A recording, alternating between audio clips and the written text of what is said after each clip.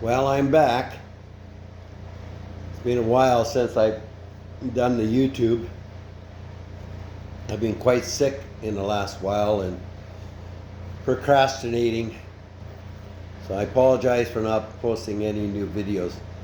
But I left off at where myself, my brother Ken, my sister June, and our newborn baby brother Roy, whereas Roy was born in Dryden, Ontario.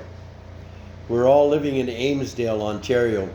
When we were living there, I must have been 2.5 years old. Now, at that time, I was very young still. So, what I'm relaying to you is what my brother had told me. But I do remember certain things that happened to us in Dryden, Amesdale, Ontario. Amesdale no longer exists. It's not a town anymore. But there's certain things in my memory that I do remember quite vividly. The marriage that my mother and my thought to be dad at that time, they had a very strange, very hard marriage. Their marriage wasn't made in heaven, let's put it that way. My dad was an alcoholic. My mother was an alcoholic. She had no upbringing at all. She did have a good mother and a good father, what she had told us. They were very good people.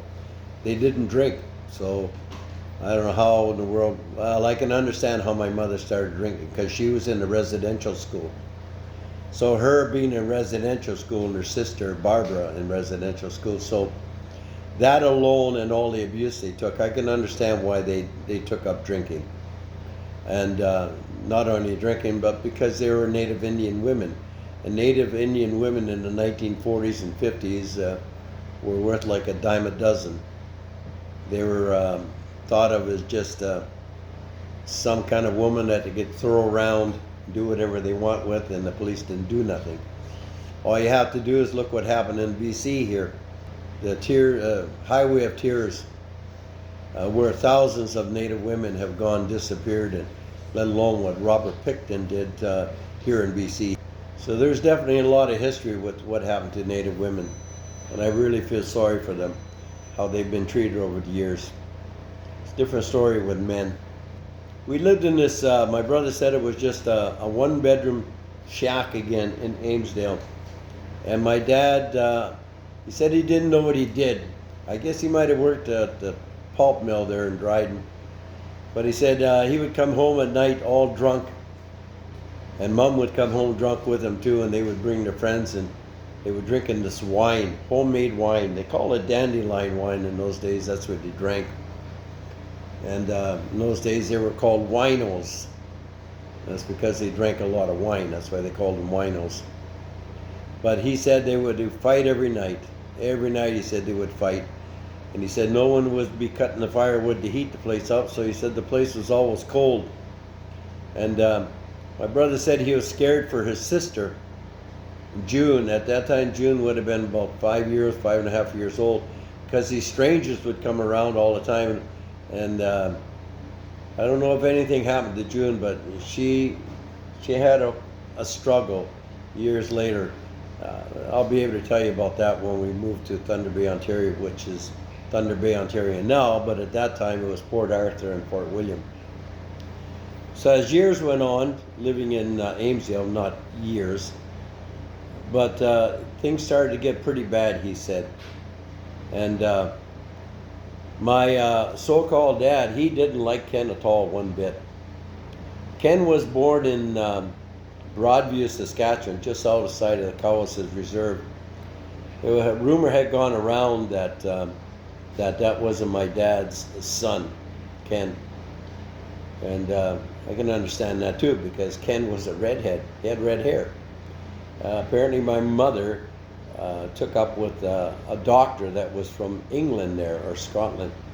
He came to that area, wanted my mother to go back with her to Scotland, and she didn't go. She was living on reserve. And my dad was at that time still in the army, living in Winnipeg, either Winnipeg or the reserve, but my grandfather didn't like him at all, didn't like him one bit. Anyways, getting back to myself, At about the age of 4 years old, my brother Roy at that time would have been 2. It got very violent, my brother said. They had a party one night, he said, and they were all drinking, and us kids were still up. And Ken said that he had been putting firewood in the stove to keep it warm in the place. And sure enough, Ken and Mom come home drunk, and they brought a couple of friends, he said, and the party went on all night long. And one of the guys from the party, I guess he went outside all drunk, and that it was December, January, he said it was very cold, and knowing those days it would have been about 30 below zero. So he walked outside, apparently, and he said that he passed out outside in the freezing cold. And the party still went on in the house, and us kids were still running around and everything. I probably was in bed. Roy was the baby, so he was probably in the, because we didn't have cribs. So it was probably a box or something like that. And a couple of blankets on him. Wouldn't be real blankets either. It'd be stuffed in a pillowcase or something like that and put on him to keep him warm. Because I know later on in years of life, my brother and I, we slept in a woodshed outside on the property. But anyway, so the party was going on, he said, and everybody was wondering where this guy disappeared to. So I guess my mom said to him, said she's going to go out and see where he is. And she went out there and she found him. Well, he was lying in the snow, and she come back in and she said to Ken Holt, he's dead outside. And I didn't know what dead meant those days.